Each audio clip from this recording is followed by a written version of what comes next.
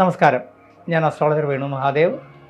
നമ്മൾ ഇന്ന് പുതുവർഷ ഫലത്തിലേക്ക് വരികയാണ്. പുതുവർഷ ഫലം എന്ന് പറയുന്നത് 2026 എല്ലാവരുടെയും ഒരു പ്രതീക്ഷയാണ് ഈ വർഷമെങ്കിലും രക്ഷപ്പെടാമെന്നുള്ളത്.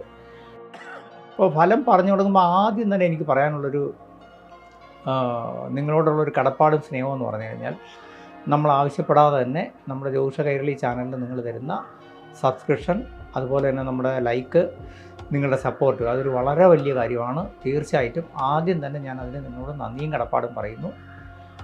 2026 ഫലം എന്ന് പറയുമ്പോൾ മേടക്കൂറിനെ സംബന്ധിച്ച് അശ്വതി, ഭരണി, കാർത്തികയുടെ 1-ാം പാദം. അപ്പോൾ ഇത്രയും നക്ഷത്രക്കാരെ സംബന്ധിച്ച് നിലവിലിപ്പം എല്ലാവർക്കും അറിയാം, കഴിഞ്ഞ ഒരു വർഷമായിട്ട് 7.5 ശനി തുടങ്ങിയതിൻ്റെയും അതുപോലെ തന്നെ വ്യാഴം അനിഷ്ടസ്ഥാനത്ത് നിൽക്കുന്നതിൻ്റെയും അതുപോലെ തന്നെയാണ് മൊത്തത്തിൽ ആ കേതുവിൻ്റെയൊക്കെ അനിഷ്ടം കൊണ്ട് കുറച്ചൊരു സമയം അത്ര നന്നല്ലാത്തൊരു കാലത്തിലൂടെയാണ് കടന്നു പോകുന്നത്. ഇതിന് മാറ്റം വരികയാണ്.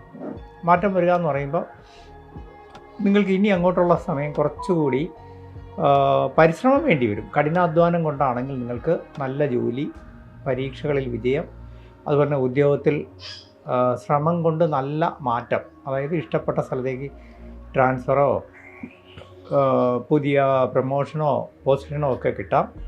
അതുപോലെ തന്നെ ബിസിനസ്സിലും അതെ, വിജയങ്ങൾ നേടാനും അതുപോലെ കലാസാഹിത്യകാരെ സംബന്ധിച്ചൊക്കെ നിങ്ങൾക്ക് ജീവിതത്തിലൊരു അവസരങ്ങൾ തേടി വരാനും പുതുമയുണ്ടാവാനും ഒക്കെ ഒരുപാട് ഗുണം ചെയ്യുന്ന ഒരു കാലത്തിലേക്കാണ് കടന്നു വരുന്നത്.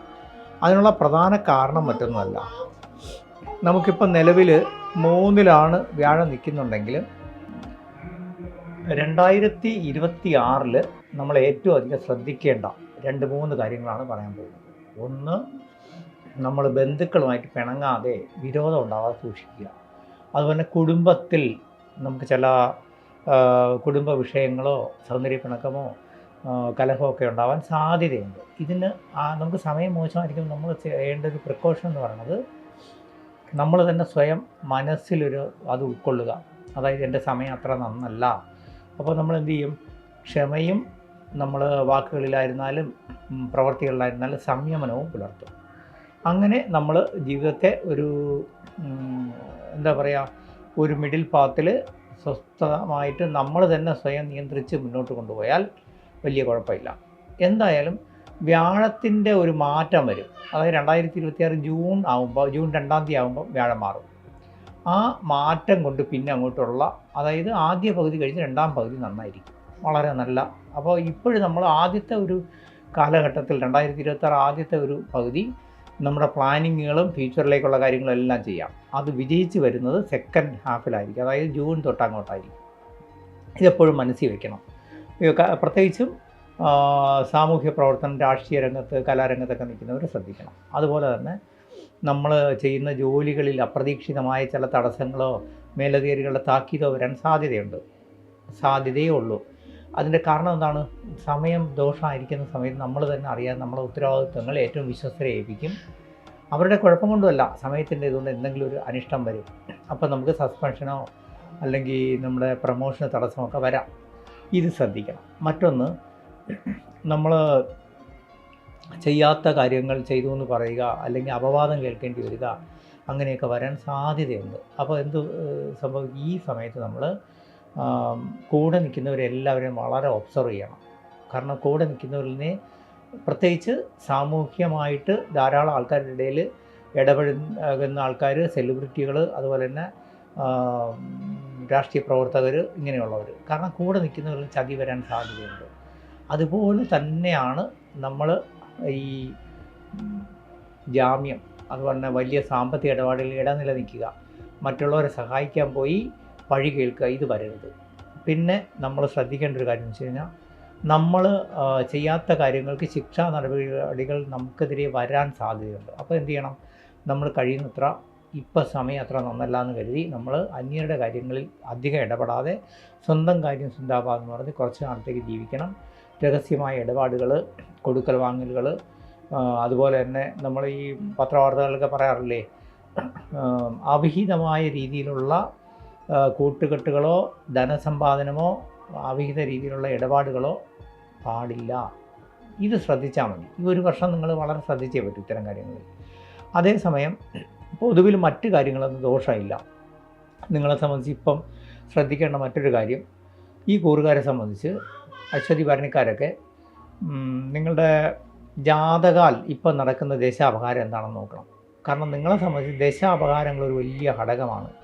അതായത് ബുധൻ, ശുക്രൻ ഈ ദശ, അതുപോലെ തന്നെ ശനിയുടെ ദശ, ഈ 3 ദശയും നമുക്ക് അത്ര നന്നല്ല. അപ്പോൾ എന്തു ചെയ്യും? ശുക്രദശയിലെ ശനി അപഹാരവും ശനിദശയിലെ ശുക്രാപഹാരവും ആണെങ്കിൽ തീർച്ചയായിട്ടും ദോഷകാഠിന്യം കൂടും. അപ്പോൾ നമ്മൾ എന്ത് ചെയ്യും? ആ ഗ്രഹങ്ങളെ ബലപ്പിക്കുകയും ദൈവാധീനം വർദ്ധിപ്പിക്കുകയും ചെയ്യുമ്പോൾ നമുക്ക് കണ്ണിക്കൊള്ളേണ്ടത് പുരുകത്തെന്ന പോലെ ദോഷങ്ങൾ മാറിക്കിട്ടും. പിന്നെ മറ്റൊന്നെന്ന് പറഞ്ഞു കഴിഞ്ഞാൽ ലൈഫ് ലോങ് നിങ്ങളെ സംബന്ധിച്ച് ചൊവ്വാപ്രീതി വേണമെന്നറിയാം. അപ്പോൾ സമയം കുറച്ച് മോശമായിരിക്കുമ്പോൾ നമ്മൾ എന്ത് ചെയ്യും? സുബ്രഹ്മണ്യ ക്ഷേത്രങ്ങൾ ദർശിക്കുക, സുബ്രഹ്മണ്യ പ്രീതിയുള്ള മന്ത്രങ്ങൾ, ഷഷ്ടി കവചം കേൾക്കുകയോ ജപിക്കുകയോ ചെയ്യുക, ഇതൊക്കെ ചെയ്യുന്നത് നല്ലതാണ്. അതുപോലെ തന്നെ നമുക്കെപ്പോഴും വൃശ്ചികക്കൂറുകാരായ ആൾക്കാരുമായിട്ട് ആത്മാർത്ഥമായ ഇടപെടൽ നമുക്ക് അത്ര ഗുണമല്ല.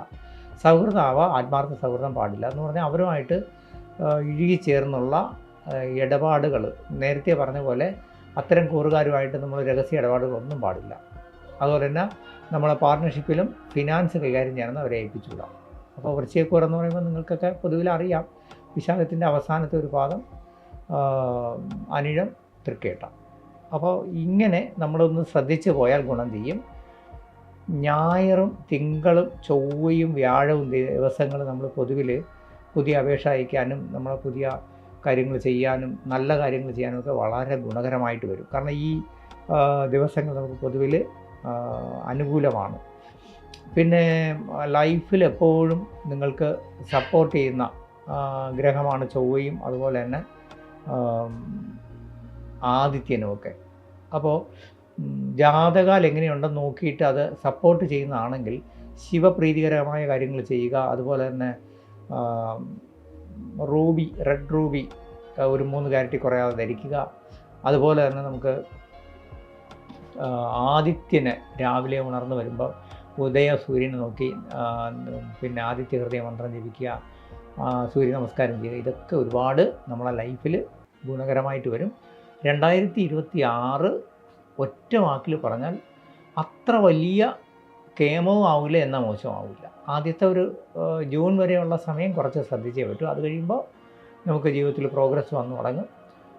എന്തായാലും 2 കാര്യം നിർബന്ധമായിട്ട് ഇനി നിങ്ങൾ ശ്രദ്ധിക്കേണ്ടതുള്ളത്, 2026 എന്നല്ല, അടുത്ത ഒരു 2-3 വർഷത്തേക്ക് ശ്രദ്ധിക്കേണ്ടത്, ധനപരമായി ആരെയും സഹായിക്കാനും പോകരുത്, മറ്റുള്ളവരുടെ കാര്യങ്ങൾ ഒരുപാട് നമ്മൾ ഹെൽപ്പ് ചെയ്യാൻ പോകരുത്. അതിൽ നിന്ന് നമുക്ക് അബദ്ധം വരാവുന്നതാണ്. ഇത് ശ്രദ്ധിച്ചിരുന്നാൽ മതി. സ്വന്തം കാര്യം ചിന്താവാം. അങ്ങനെയാണെങ്കിൽ ജീവിതം വിജയിക്കും. പിന്നെ ആരോഗ്യ പ്രശ്നങ്ങളിലും വലിയ ദോഷമൊന്നും വരുന്ന സമയമല്ല, അതുകൊണ്ട് അത്ര വലിയ ഇത് നോക്കണ്ട.